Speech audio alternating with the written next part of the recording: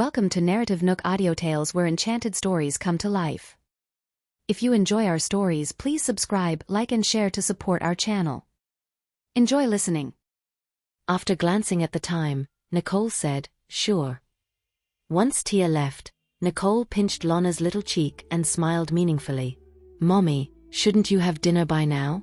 We'll go upstairs first," Nolan said as he beckoned to his sister. Then, they went upstairs. Nicole smiled gently as she watched them. "Come on, it's time for dinner." Daniel emerged from his study and called everyone to eat. Nicole looked around and noticed that no one else was home. "They're not coming back?" "Yeah, Stanley said he has work, and Samuel and Spencer probably went on a date," Gloria explained. As they sat down in the dining room, the atmosphere at home felt a bit desolate with so few people. Daniel looked around and said, "We'll have to get used to days like this from now on." Then, he turned to Nicole and added, "Once you all get married, it might just be your mother and I eating together in this house." "Well, it is a bit quieter, but I still hope they all get married soon," Gloria said. "Come on, eat up." "Let's eat." Daniel invited everyone to begin the meal. "Mom, Dad, we all live nearby, so we can come back anytime," Nicole reassured. Even though it was a good thing for children to get married, parents also need someone to keep them company. Thankfully, they were all living close by, so they could pay their parents a visit whenever they wanted. "That's right. Whenever you want to eat something, just come back, and we'll prepare it for you," Gloria said with a smile. After chatting and eating, everyone went upstairs to rest. When Nicole got back to her room, she gave Stanley a call. "It's been 2 days. How long do you plan to hide?" Nicole got straight to the point. "I don't know." Stanley did not make any excuses and simply replied with a hint of helplessness. "Mom has already arranged a blind date for you this weekend. You can't miss it," Nicole reminded him. While he could avoid coming home, he could not miss the appointment they had set. Stanley fell silent for a moment before reluctantly agreeing, "I know." He also realized that there was no turning back at this point. He had to show up. "All right then, I won't disturb you any longer," Nicole said and hung up the phone. With a sigh, she put away her phone and turned to look at Jared. "Stanley's quite conflicted." "Maybe he has his own concerns," Jared consoled her, running his fingers gently through Nicole's hair. "Let's just let things unfold naturally." "Okay," Nicole agreed and glanced at the time. "I'll go check if Nolan and Lana are asleep." Then, she left and went separately to Nolan's and Lana's rooms to see if the children had already fallen asleep. Time passed swiftly, and 2 days went by. On the weekend, Nolan and Lana woke up early, eager to go out shopping. Nicole chuckled when she came downstairs and saw the 2 adorable kids. "You 2 are up so early." "Mommy, hurry up. Let's have breakfast quickly." Nolan and Lana could not wait any longer. "All right, let's go." Nicole lovingly took her cute kids to the dining room. After a while, everyone in the family gathered. After a delightful breakfast together, Nolan and Lana were pulling Nicole, ready to go shopping. "Mommy, hurry up. Aunt Tia is waiting for us," Nolan urged. "All right, let's go." Once they left the house, Tia was already waiting for them. She immediately greeted them as they approached. After getting into the car together, Lana seemed somewhat excited, taking in everything on the street as if it were all new to her. "Mommy, are we there yet?" Lana looked outside, seemingly unable to contain her excitement. "We're almost there," Tia replied, glancing outside. Nicole gave Tia a quick look and then shifted her gaze to Lana. Lana's gaze returned to the car window as if nothing had happened. Nicole smiled ever so slightly. She obviously realized Nolan and Lana's intentions. Stanley had a blind date today, and the kids insisted on going shopping, requesting to bring Tia along. She could imagine that they would definitely run into Stanley later. Sure enough, when Nolan and Lana got tired, they suggested going to a cafe for pastries. They deliberately chose a shopping area that was close to the location of Stanley's blind date. So, they naturally requested that the cafe they visited be the one where Stanley was meeting his date. Once they got in, Nolan and Lana quickly scanned the area to find Stanley. Their eyes lit up when they did. Uncle Stanley. Lana walked over to Stanley's direction. Tia's expression stiffened when she saw Stanley and his date sitting at a table. She quickly calmed herself down and looked at Nicole. Though Lana had gone over to Stanley, Tia knew that she could not follow Lana there and then, so she waited for Nicole's approval. "Let's go, Mommy," Nolan said as he pulled Nicole and Tia towards Stanley. "Why are you here?" Stanley was surprised to see them there. "We came out to go shopping. We got tired, so we wanted to have some pastries." "Uncle Samuel, what are you doing here?" Lana pretended not to know and asked curiously. Stanley felt a bit awkward. He explained after glancing at the girl sitting across from him. "Uncle Stanley is meeting a friend here." "A friend?" Lana seemed to notice the girl just then and greeted her with a smile. "Hello, Ms. "Hello," the lady greeted back with a smile, charmed by Lana's innocent and adorable demeanor. "Nolan, Lana, let's sit over here." Nicole called Nolan and Lana over to the table next to Stanley's and reminded them, "Don't disturb Uncle Stanley." "Okay," Nolan agreed, pushing Tia closer to where Stanley was sitting. "Aunt Tia, you sit here." Tia felt a bit awkward as she replied, "All right." Once seated, Tia kept her head down. Even her breathing seemed cautious as she tried to make herself as inconspicuous as possible. "Aunt Tia, would you like coffee or juice?" "Aunt Tia, would you like some pastries?" "Aunt Tia." The voices of the two kids kept echoing throughout the cafe. Auntie Tia was a name that was lingering in everyone's ears, making it impossible to ignore. Stanley was becoming increasingly uncomfortable. After enduring it for some time, he finally could not take it any longer and suggested, "I have something to attend to suddenly, so I'll excuse myself." "All right, are we meeting again?" the girl asked nicely. Stanley hesitated for a moment. He looked at the girl with a complicated expression as he was unsure how to respond. The girl bit her lip and could only respond somewhat sadly, "Then you can leave for now." "I'll leave later." "Goodbye," Stanley said. He paid the bill and hurriedly left without even saying goodbye to Nicole and the others. Nicole was amused as she watched Stanley's retreating figure. Nolan and Lana exchanged triumphant glances, while Tia appeared somewhat lost, gazing at Stanley's departing back melancholically. After sitting alone at the table for a while, the girl got up and bid farewell to them. "You're Stanley's sisters and nephews, right?" "Yes." "Hello," Nicole politely responded. "I have to leave now. Hopefully, we'll meet again someday," the girl said with forced composure. "Bye," Nicole replied with a faint smile, nodding in acknowledgement. Perhaps they would meet again in the future, but her relationship with Stanley would likely not progress any further. The girl turned and walked away, appearing rather disappointed. "Mommy, can we leave now?" Their mission was accomplished, so Nolan and Lana had lost interest in shopping. They had never been fond of shopping to begin with. Everything they did was for Stanley and Tia. Now that there was nothing left to do, they obviously wanted to return home. Going home to enjoy the air conditioning and some watermelon in this hot weather sounded much more appealing. "We're leaving now?" Tia was a bit surprised to be heading home so soon. "Yes, we're tired, and we want to go home and rest," Lana said, appearing exhausted. Tia looked at Nicole. "Ms. Nicole, Nolan and Lana are tired, so we should go home." "All right," Nicole agreed, well aware of the children's thoughts. After a while, the group returned to the Riddle residence and found Stanley unexpectedly in the living room, chatting with Gloria. "Uncle Stanley, didn't you say you had something to do? Why are you back?" Nolan asked as he walked in, his tone containing an air of interrogation. "You're back," Gloria greeted them, pulling Nolan and Lana over. "How did you know Uncle Stanley had something to do?" "Just a moment ago." Lana was about to mention encountering Stanley at the cafe when Nolan interrupted and explained, "No, didn't you say Uncle Samuel had something to do today earlier this morning?" Oh. Gloria had assumed they were referring to Stanley's blind date, so she did not think much of it. She explained, "Uncle Stanley has finished his business, so he's back." Having said that, Gloria looked at Stanley and asked, "So, how did it go today?" "Mom, I think we should forget about this whole thing." Stanley finally gathered the courage to speak up. He regretted agreeing to the blind date.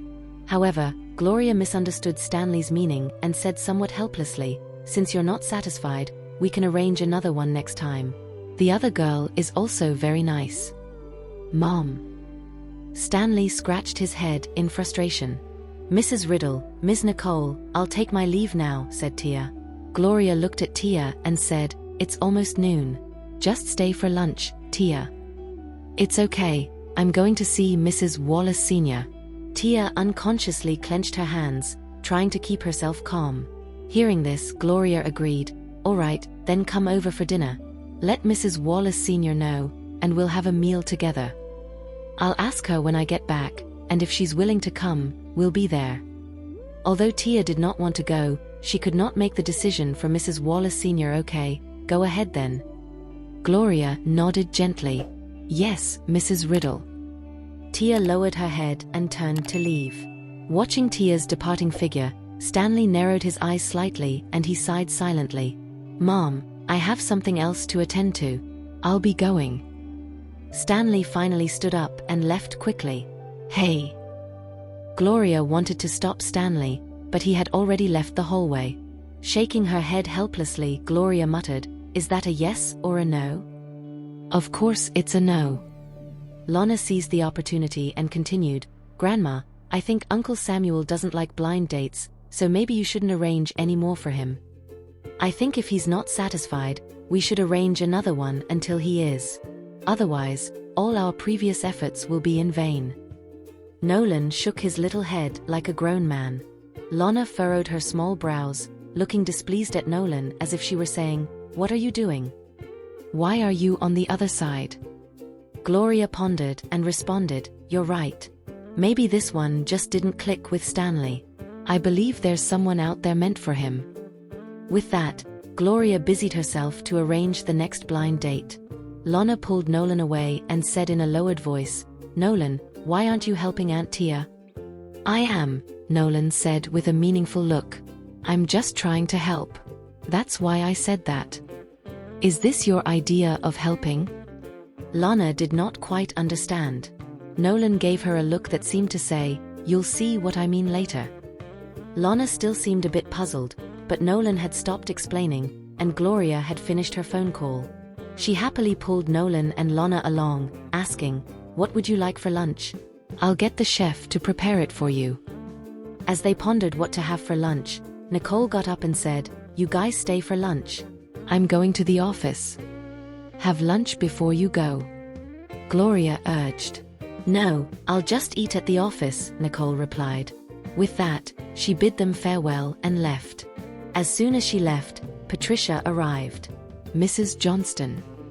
Nicole and Patricia got into the car together, and Nicole's expression grew serious. "They've been investigating you." "Yes, but don't worry. I'm just your new assistant," Patricia said confidently. She had arranged everything carefully, leaving no room for any flaws. "Good," Nicole said, satisfaction flashing in her eyes. "For now, just focus on internal company matters."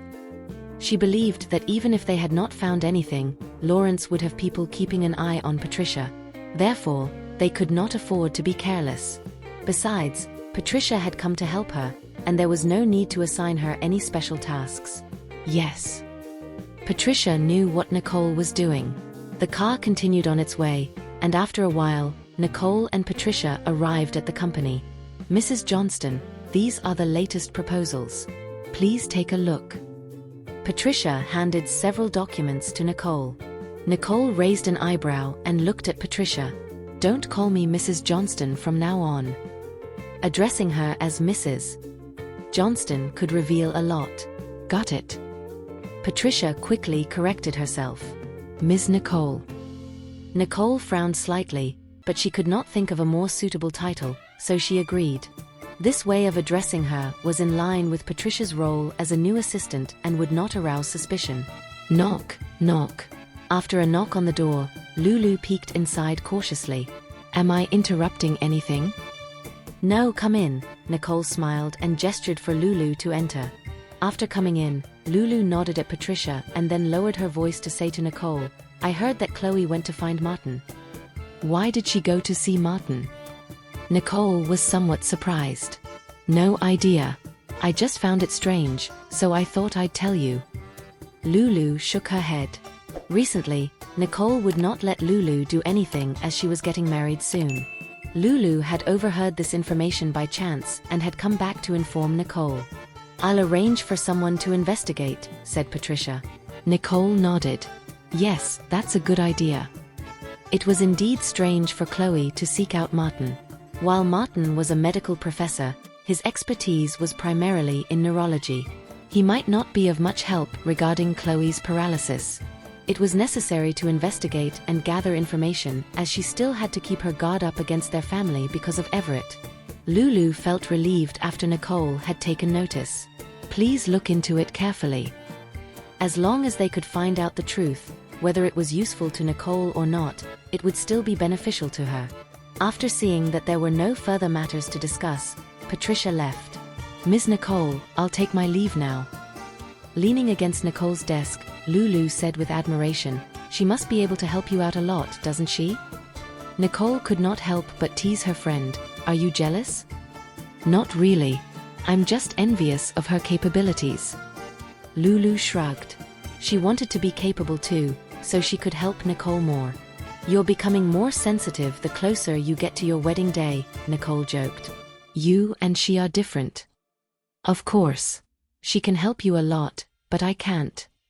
Lulu sighed. At this rate, she was losing her confidence. Stop overthinking. Just sit and wait till the day you become the happiest bride on earth. Nicole smiled and continued, my office will always welcome you with open arms. Thanks for accepting my shortcomings. Lulu smiled. Lulu felt guilty as she realized just how much she fell short compared to Patricia. Why would you say that? Don't forget that you got in here based on your abilities. There's no need to underestimate yourself. Nicole smiled and reassured her. After a while, Patricia returned, wearing a somewhat cold expression. What's wrong? Nicole squinted. Her intuition told her that the news Patricia brought might not be good. Chloe heard that you've been going to Martin often, so she wanted to find out something from him, Patricia said coldly. Chloe's intentions were becoming increasingly clear. It was quite foolish of her to think she could disrupt Nicole and Jared's relationship at this stage. Is that all? Nicole asked with a dark expression. Patricia understood what Nicole wanted to ask and replied softly, she probably doesn't know about that matter. Okay. Nicole nodded. If Chloe did not know about her amnesia, it was not important.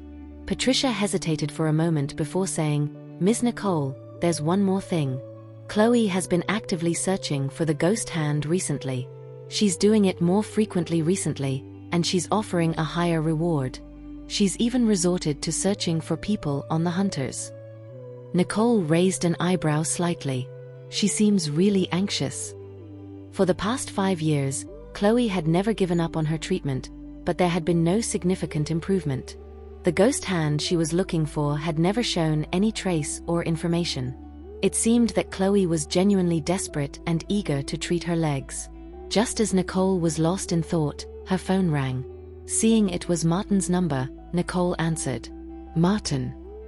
Nicole, I want to talk to you about Chloe. Martin's voice sounded somewhat uneasy. I already know. You don't have to worry. It's fine. Nicole's calm voice was somewhat comforting. That's good. Martin sighed in relief before he went on to caution Nicole. I feel that Chloe is acting a bit strange. Be careful. Got it. Did she ask you to contact Ghost Hand for her? Nicole asked. She did, but I don't know anything about it, Martin replied. Even if I did, I wouldn't want to help Chloe anyway. It's okay, don't worry about it, Nicole said, her voice calm like a cool, gentle stream of water. She was Ghost Hand herself, and so long as she did not reveal it, no one would ever know. As for Chloe, her willingness to help her would depend on how Chloe treated her. At the moment, it seemed that Chloe's sole focus was not on finding a doctor who would be able to heal her legs. All right, I'll be at ease as long as you're aware of it. Martin's voice softened as he shifted the topic. How are the medicines I've prescribed for you? They're working fine. Lately, I've been able to recall a few things, albeit unintentionally, Nicole replied truthfully. This led Martin to stop and ponder for a moment.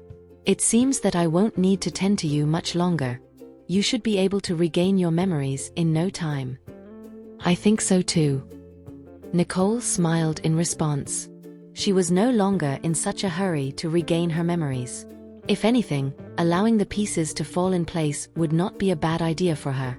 In that case, let me congratulate you in advance, Martin said with a smile. Well, I've got to thank you, Martin, Nicole said, expressing her genuine gratitude. She had indeed received significant help from Martin ever since her return, and with his help, she could finally remember bits and pieces of her past. Don't mention it, Nicole. Being able to help you is my honor, Martin replied warmly. I consider us friends. Yes, friends. Nicole smiled in agreement, for they were indeed friends. After ending the call, Nicole turned to Patricia and said, "Keep an eye on Chloe." Yes, Patricia responded in respectful fashion. She's still stirring the pot, even in her current condition. Lulu pouted, feeling annoyed. With a look on her face indicative of indifference, Nicole shrugged. Perhaps she's just not satisfied with the medical expenses Grandpa has provided. Chloe's pursuit of medical treatment was none other than her own business. Nicole would only intervene if she ever noted devious intent on her part. All right, we've said everything that needs to be said. I'll get back to work. Lulu stood up and left. After that, Patricia joined in, saying, I'll head out as well. A solemn look crossed Nicole's face as the two women exited her office. Then, she grabbed the files on her desk. As the sun set, the evening sky was painted in shades of orange. Nicole was still in her office at that hour, and that was when her phone began ringing. Grandpa. Nicole immediately answered after noting the caller ID. Are you done with work, Nicole? Mr. Riddle Sr. asked, his tone solemn. Sensing that something was amiss, Nicole softly asked, Is there something wrong, Grandpa? Mr. Riddle Sr. sighed. Please come to the family manor when you have the time.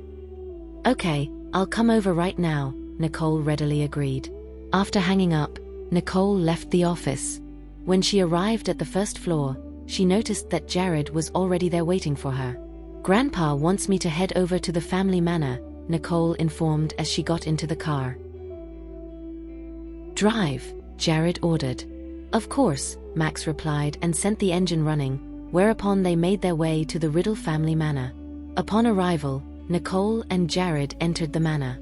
Their eyes narrowed a little when they saw the people present in the living room. Grandpa. Nicole greeted calmly as she walked over to the living area where the couches were. There, Mr. Riddle Sr. shot Nicole and Jared a glance and said, Please have a seat. Once they were seated, Nicole centered her gaze at Dillian and Karen, who were disheveled and unrecognizable. In fact, Nicole could barely recognize them, and it was evident that they had been in the trenches as of late. Dad, now that things have been cleared up, and it wasn't me who did it, can you at least take care of us? Dillian looked at Nicole, then back at his father. He was feeling a little ashamed, but he had to speak up anyhow. He had truly suffered enough being homeless, and if things continued this way, he might actually die out there. Hearing his words, Nicole raised her brows and asked, Uncle Dillian, didn't you sell the villa to stay in a hotel? How did things turn out like this? Although she had phrased it as a question, Nicole actually knew everything that had happened. They had lost every source of income they had. If they had sold their mansion, gotten jobs, and lived a normal life, they would not have ended up in the state they were in. However, they had gotten a little too used to the lavish life and did not want to lose their pride, so they had quickly squandered all their money. They had been on the streets for a while now, and it seemed to everyone that they had truly hit rock bottom. In addition, they had recently learned that Everett was the true culprit, and that meant that they were proven innocent.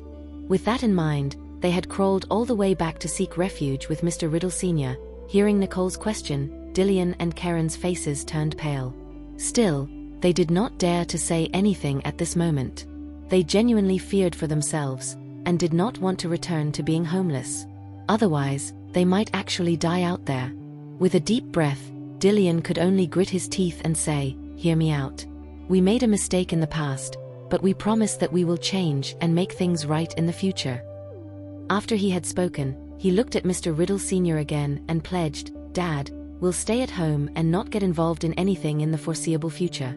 We'll just keep you company." "Yes, Dad. You're getting older, and you need companionship and care. Dillian and I will stay by your side to accompany and take care of you," Karen chimed in immediately. "You wish to stay here?"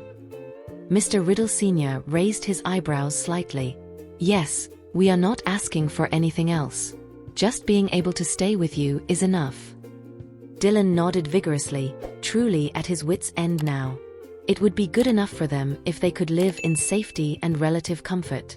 That was all they could all for at this juncture. Now that Dillcorp was gone, he would no longer be able to get it back. Fortunately, Nicole had set a tech company up for Preston, which was their lifeline.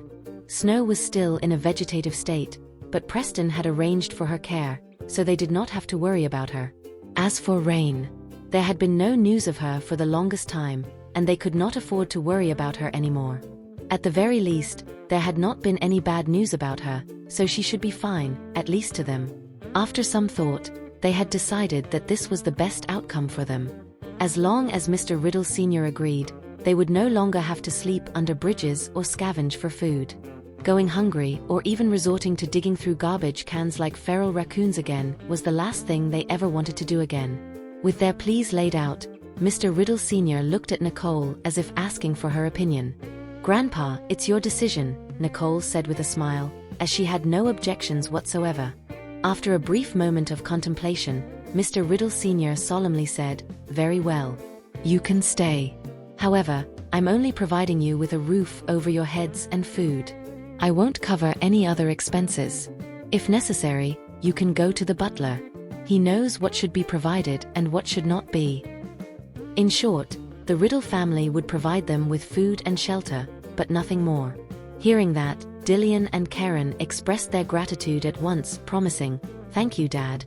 We will stay at home and take care of you." "Say what you mean and mean what you say. If you can't do that, don't ever come back," Mr. Riddle Sr. warned sternly. "Dad, rest assured, we won't break our promise," Dillian firmly assured. They were genuinely afraid and did not want to return to a life of homelessness and scavenging for food. Mr. Riddle Sr. then turned to the butler and said, "Have someone take them downstairs to freshen up and prepare a room for them." "Yes," the butler replied. "Thank you, Dad," Dillian and Karen said, after which they followed the butler downstairs. "Nicole, don't you have anything to say?" Mr. Riddle Sr. hesitated for a moment before asking. With a gentle smile, Nicole replied, "They have suffered enough, and the past is the past. Besides, they didn't commit the crimes of which they were accused. For Preston's sake, it's reasonable to give them a chance." Mr. Riddle Sr. sighed. What they did, even though they didn't tamper with the medicine, is unforgivable. But seeing them in such a pitiful state, he could not help but sympathize with them. If they were truly repentant and well-behaved, he could accommodate them, but he would only provide for their basic needs. He would not be responsible for anything beyond that. If they behaved, they would not have to worry about food and shelter anymore. If not, this would be their last chance, and there would be no forgiveness if they made the same mistakes in the future. "Grandpa, it's good to have them here to keep you company. After all, staying here all by yourself can get lonely," Nicole comforted. That was one of the reasons she had agreed to let them stay too. It would be ideal if they could look after Mr. Riddle Sr. After all, Nicole and her family did not have much time to visit him. "Rest assured, Dad, we will stay here and take care of you. We won't go anywhere else," Dylan and Karen said as they came in after taking a shower and changing into clean sets of clothes. They looked much cleaner now, and the arrogant and hostile attitude they once carried themselves with had seemingly disappeared, replaced by a more amiable demeanor. "That's good to hear, Uncle Dillian, Aunt Karen. I believe Preston will be pleased," Nicole said with a meaningful smile. Dylan's smile stiffened for a moment, but he quickly replied, "Yes, we hope he can forgive us." From the looks of it now, their son was the only one they could rely on in the future. "Grandfather, we'll take our leave now," Nicole said, sensing that Dillian knew what she was trying to say. Mr. Riddle Sr. shot a glance at Dylan and Karen before he said, "Very well, goodbye." Soon after, Nicole and Jared got into their car and left the family manor. Nicole leaned back against her seat and breathed a sigh of relief. She believed that Dylan understood what she had said. If he still cared about his son, he would definitely behave himself. After all, they had endured so much hardship, and if they could not learn to behave now, there would be no hope for them anymore. Jared gently placed his hand on Nicole's shoulder before he drew her in for a light embrace. "The butler will keep an eye on them." Although Mr. Riddle Sr. had taken them in and Nicole had warned them, an observation period was still necessary. Nicole then looked up at Jared and nodded with a slight smile. Yeah. She was not overly concerned, as she believed her grandfather would not throw his rationality to the wind over this matter. She would also keep an eye on them to see if they were truly trustworthy or not. After a while, the two returned to the Riddle residence, where the family had just eaten their dinner. Surprised to see them back so soon, they asked, "Weren't you at the family manor? Why are they back at this hour? Did they not have dinner there?" "We stayed for a while and then came back," Nicole replied, noticing that the housekeepers were already clearing the table. "Please prepare dinner for both of us." "Please wait a moment, Ms." the housekeeper replied and hurried off to prepare dinner for Nicole and Jared. Curious, Daniel asked, "Why did you come back from your grandfather's place without having dinner?" Nicole then went on to explain the circumstances revolving around Dylan and Karen. Before long, dinner arrived, and Nicole and Jared began eating. Daniel and Gloria sat on the living room sofa, looking somewhat sorrowful. One can't believe Dylan and Karen turned out this way. They've been leading a carefree life, and the fact that they've held out until now is quite surprising, Gloria said, shaking her head. Knowing them, they should have given up a long time ago. It's probably because the truth about Dad's medicine has come to light, Daniel guessed. After all, even if they had returned earlier, nobody would have paid any attention to them. Now that it had been confirmed that they were not responsible for the incident, they could safely seek refuge with their father. "Let's hope they've learned their lesson this time," Gloria sighed. "I hope so too," Daniel said with a heavy heart, unsure of how long they could hold on. "Dad, Mom, what are you talking about?" Samuel asked, entering the room just to notice Daniel and Gloria looking somewhat crestfallen. "Did something happen?" "It's nothing serious. It's just that your Uncle Dylan and Aunt Karen are in a difficult situation now and have returned to the family manor," Daniel briefly explained. After mentioning it, he swiftly changed the subject. "You're back late. Where's Spencer?" "I don't know. I think he's staying at Lulu Barrera's place and not coming back," Samuel replied, hazarding a guess. Frowning at the remark she had received, Gloria scolded, "Call her your sister-in-law." How could he still call her by her full name? She thought. "Hey, Spencer is only 2 or 3 minutes older than me, and we've been hanging out with each other very often for the past few years. We're used to it. Calling her sister-in-law feels really awkward." Samuel shrugged, defending his stance. In response, Gloria rolled her eyes at Samuel. "Well, Spencer is still your older brother, and you're still the younger one. Mom, we're twins. There's no need to be so particular about it." Samuel scratched his head. After all, they were going to be one big family, and there was really no need to adopt such formalities with one another. After shaking her head, Gloria shifted the conversation. "Your wedding is coming up. For the next few days, I'd like you to take June and Lulu to review all the arrangements. We'll have guests from all over San Joto, including friends, business associates, and dignitaries. We can't afford any mistakes." "Got it, Mom. I'll bring them along," Samuel replied. After the bunch had discussed the minutes of the wedding, Nicole and Jared emptied their plates and joined them in the living room. "Is Uncle Dylan planning something?" Samuel asked Nicole. "If you saw how miserable they looked, you wouldn't suspect anything." Nicole shrugged.